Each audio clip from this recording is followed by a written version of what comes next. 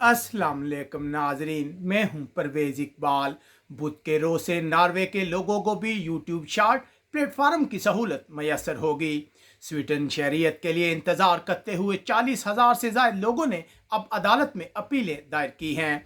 Denmark गुज़िश्ता 6 दिनों से मुसलसल कोरोना केसेस में इजाफा रिकॉर्ड हो रहा है। हालैंड के वज़ीर-ए-आज़म मार्क रोटे ने जल्द कोरोना पाबंदियां खत्म करने पर कौम से माफ़ी मांगी है। गुज़िश्ता रोज़ मुल्क में कोरोना के 9,000 से ज़ायद नए केस सामने आए। पुर्तगाल लिस्बन शहर को क्वालिटी ऑफ लाइफ के लिहाज से दुनिया के 10 बेहतरीन शहरों में शामिल किया गया है, जबकि पहले नंबर पर डेनमार्क का शहर कोपेनहेगन है। बेल्जियम उस ईरानी औरत को हिरासत में ले लिया गया है जिसने जानबूझकर बैग एयरपोर्ट पर छोड़कर दहशत फैलाई थी। यूनान के हुक्काम कोरोना की खराब सूरत हाल के हवाले से बहस कर रहे हैं। हुक्काम का कहना है कि ज्यादा पाबंदियां उन लोगों पर लगाई जाएंगी जिन्होंने अभी तक कोरोना वैक्सीन की खुराकें हासिल नहीं की। आज सबको है इंतजार फ्रांस के सदर के खिताब का।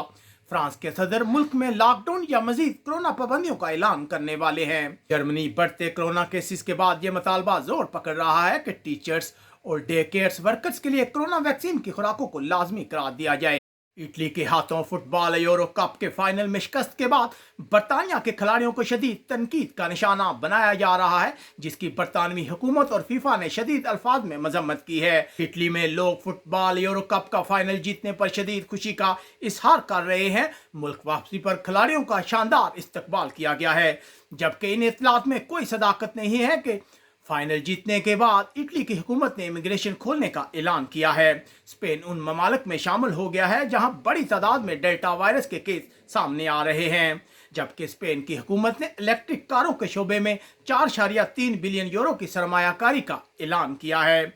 यूरोप आने की कोशिश करने वाले 12 तारकीन वतन तुर्की में एक बस के हादसे में हलाक हो गए हैं। हलाक होने वालों में पाकिस्तानी, बांग्लादेशी और अफगानिस्तान के शहरी शामिल हैं।